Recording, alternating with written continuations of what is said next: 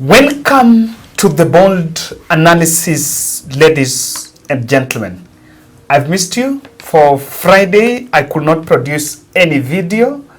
Yeah, I attended the burial of Evans, the boy we visited, the mother in Kavaraine in Kiambu. The burial was yesterday on Friday. Yes, it was very heartbreaking to see the mother, Mama Wanjira, breaking down.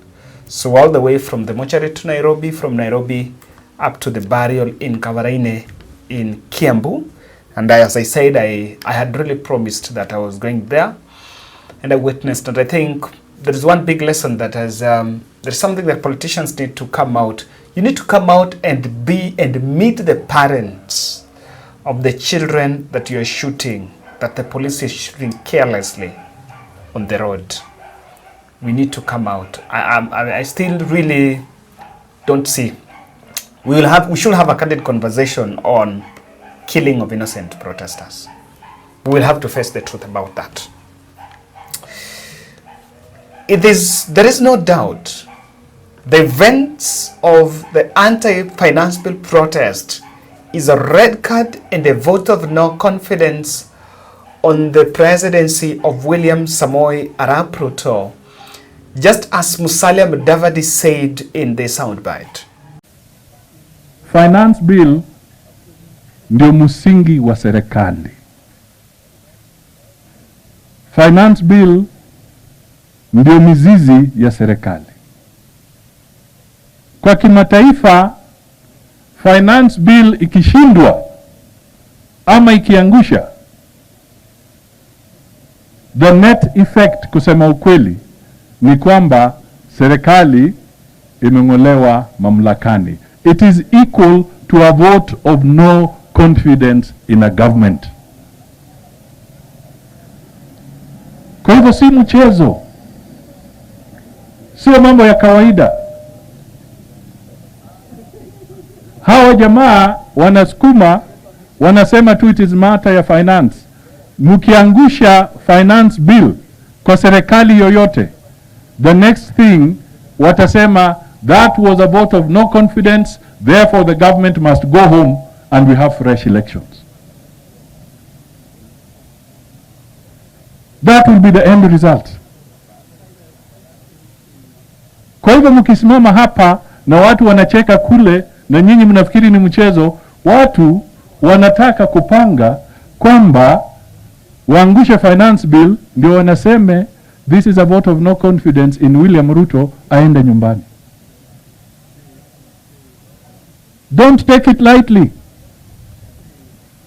Don't take it like a joke. It is serious. Katika Kenya hii we want stability. Na wakati nilikuwa hapa tukiwa na Ruto na wakina Kimani Chungwa tukitoa ile earthquake, mimi nakumbuka hapa na kwengine niliambia wa Kenya kwamba ile mzigo Ruto anachukua wa serikali hii, kuna shimo kubwa sana ambayo imechimbwa na wale wanaondoka, na hiyo shimo itachukua muda minimum 3 years ndio tuanze kuona na manufaa. I said it then, and now we are seeing it. Kwa sababu serikali ulimwengu mzima ina njia mbili peke yake ya kupata pesa: ushuru ama kukopa. That is how our government, kama ni serikali ya United States, kama ni serikali ya Ufaransa, kama ni serikali ya Ujerumani, kama ni serikali ya Japan, kama ni serikali ya wapi, ina njia mbili peke yake ya kupata pesa: finance bill zao watoe ushuru, watu wao watoe ushuru, ama wakope pesa. Na hii serikali imepata madeni mazito. Sasa Mheshimiwa Ruto anajaribu kuambia wa Kenya tuko kwa shimo. It's either we continue borrowing at a very high rate, or we start also cutting expenditure and increasing revenue locally. More than now 10 MPs have now met hostility in the different constituencies. They have been visited, and the situation is looking very bad. Because these MPs, I understand since that election, since that voting was done, some MPs have been trapped up in hotels in Nairobi. They cannot move in their constituencies because they voted no, and their constituents are looking for them. And one interesting thing about the visits that are going on, it cuts across the rural constituencies and even the urban ones. Let's look at these MPs one by one and look at different developments. This one is Imenti North MP, a property belonging to Imenti North MP, Dawood Abdul Rahim, who was allegedly paid, the residents paid a visit for voting yes to the punitive finance bill. And they said that they want the MP, but they didn't listen. And they thought they would actually get his way with it.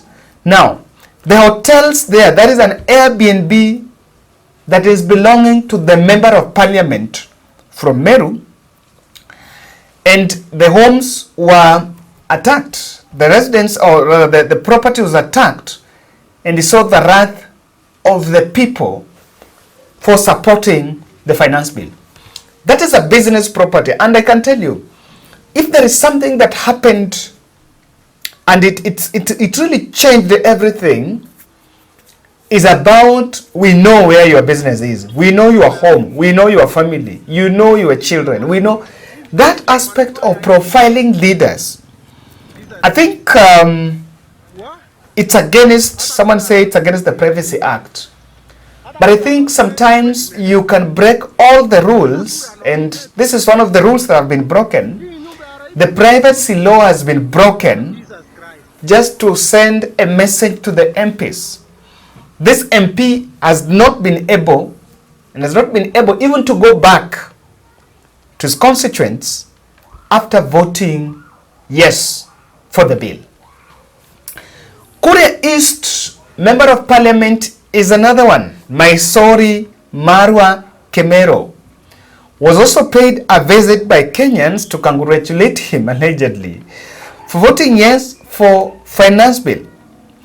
And there were also other MPs. Actually, I understand that even Ruiru MP, Simon Kingara Nganga, has also been trapped up in a hotel in Nairobi and cannot make his way to Ruiru because of voting yes for the bill. Now, I took interest because Kuria East is in the Nyanza area, Kuria, the other side of Migori, and he voted yes for the bill.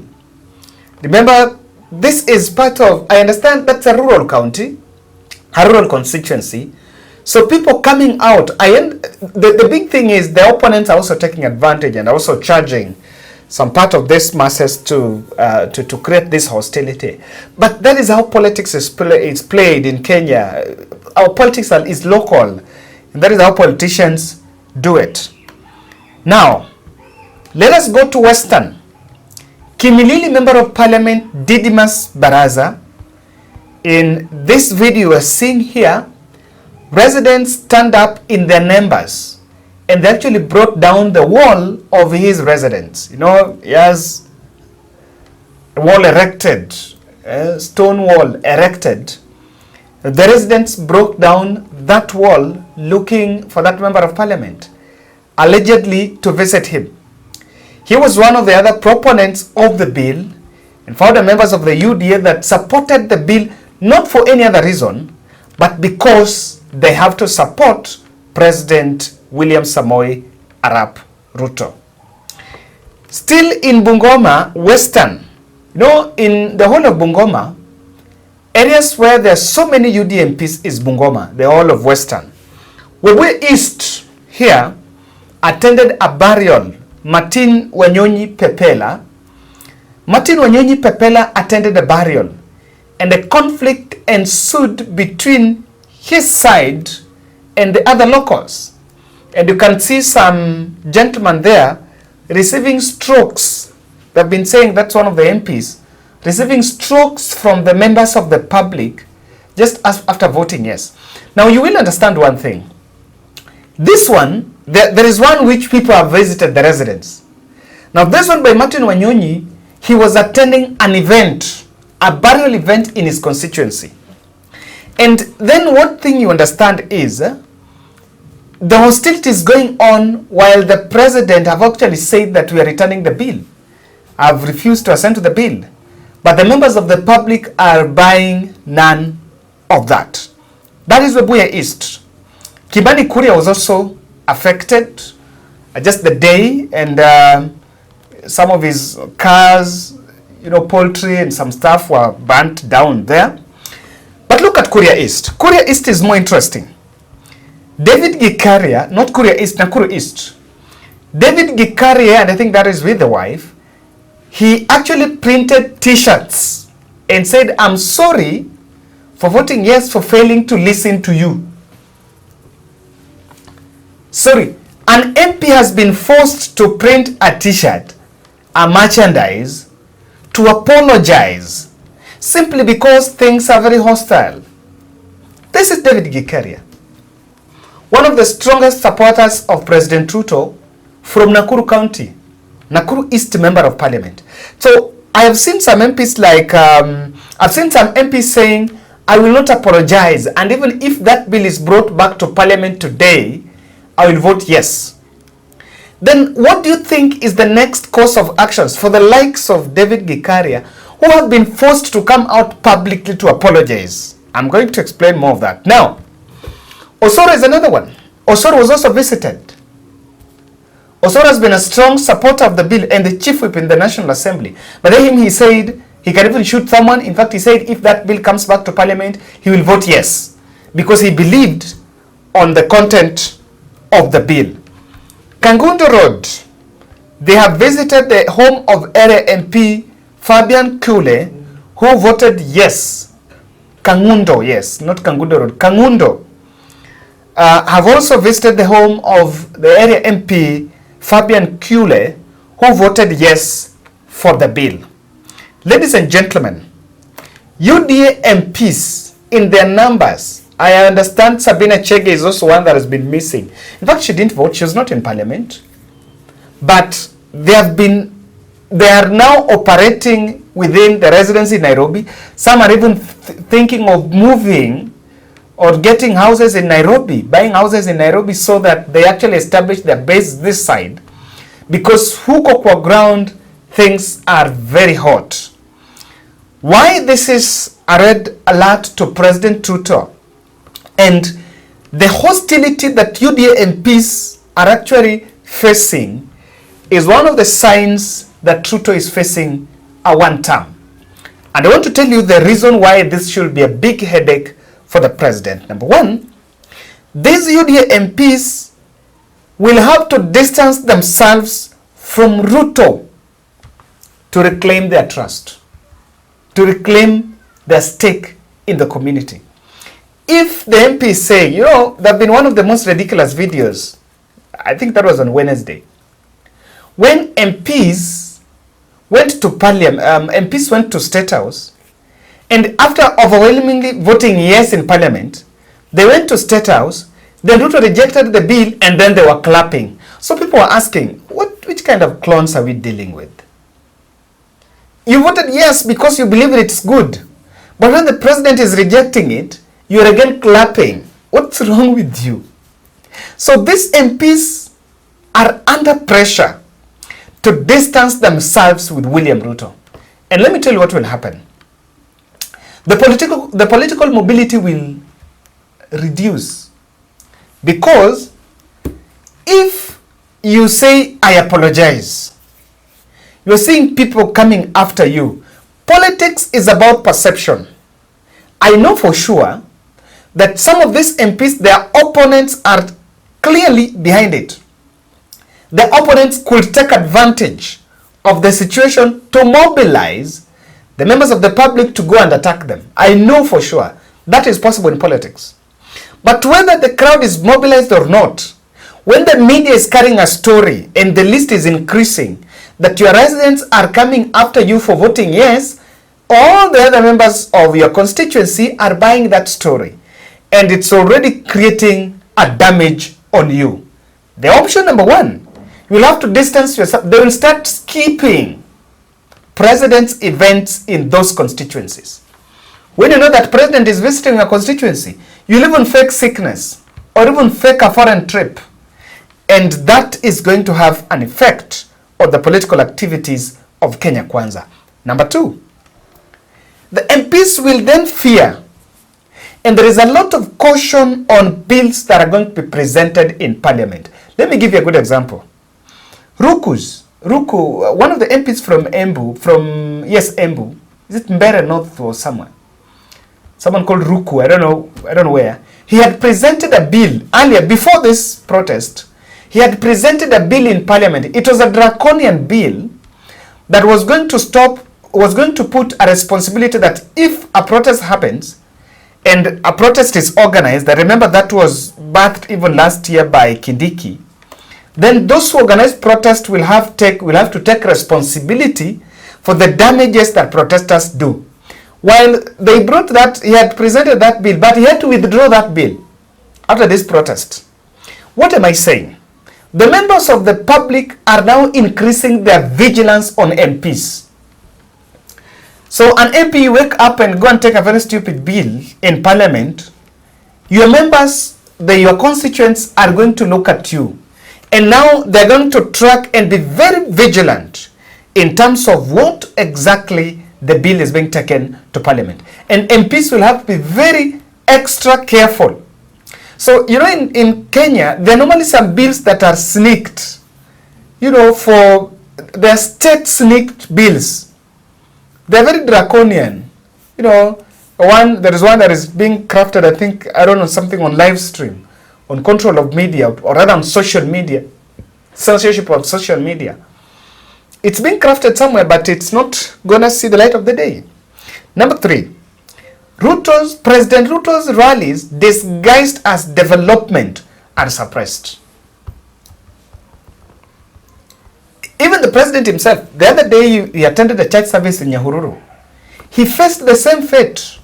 The church was occupied by young people and the members of the public that were chanting, Ruto must go. How will you, political mobility, how will you move from one place to the other, and everywhere you go, people are saying you must go? Then what you will have to do is to stop that movement. So that is the second effect of, that is the third effect of this hostility going on. And with that hostility, if the president is not moving, then he will stop campaigns. Remember, those are not even development rallies. I've always said, those are not development rallies. Those are just political rallies. And the other thing is, UDA party loyalty is going down. This thing is happening at a time when the party is struggling with some grassroots elections. They're trying to do some grassroots election, and people are chatting alternative ways. The political realignments will start cropping in. You see a situation where Rigathi Gachagua is having an alternative press briefing to that of the president. And today he was in the central Kenya and he's saying he has to chart his own path and be allowed to speak because that is him. What is going to happen here is it occasions the death of UDA party. You cannot imagine that in Eldoret, the symbolic wheelbarrow in the middle of Eldoret town was brought down. In Embu, UDA party offices were banned. So is it just like that? The phone of UDA party is also here. I'm telling you, people who will be putting on, because it is not just even the MPs. Even amongst the Gen Zs, even the members of the public, it will not be easy for you to be given a UDA merchandise and you walk around with it. A UDA cape, a UDA shirt, and you walk around with it. It will not be easy because the members of the public, and especially in urban centers, in Nairobi here, people are so emotive and people are so disgusted by the conduct of the political leadership. So even those UD activities, even those grassroots elections, look at the kind of turnout that will be there. It can be disrupted. And that is why I believe that the hostility by the UD MPs is indeed a red card on the leadership of Kenya Kwanza, even as we speak in this country. Let's lead some delegation of youth to converse with the president just so that they can address the plight of the Gen Zs. I looked at this, and the gentleman here, as you can see, they were even sharing at one point an event attended by the American ambassador, Meg Whitman. This is a youth wing of UDA party, and one of the gentlemen there, the guy, the brown skinned guy there, was even a UDA Senate candidate in Nairobi at one point before he was dropped for Margaret Wanjiru to face off with Sifuna. So you look at this, that is the first strategy. And the second one, President Ruto has been busy in the last 2 days meeting a cohort of clergy, some bishops in Nairobi. I've seen someone saying clergy. And I know the president is keeping himself busy by attending, or rather holding these different delegations, clergy delegations, so that they can legitimize power. I don't understand why we're actually going to clergy, because I don't know whether the president wants the bishops to be talking in the clergy, to talk to the youth in the churches, because the youth themselves last Sunday they occupied churches and they took the pulpit, the same pulpit that politicians were using. They deplatformed politicians in church so that they can talk to the country about the taxation, and they were given the platform.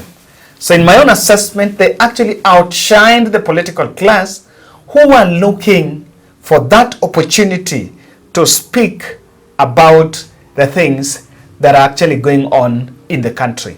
So I will explain. That is actually dog work.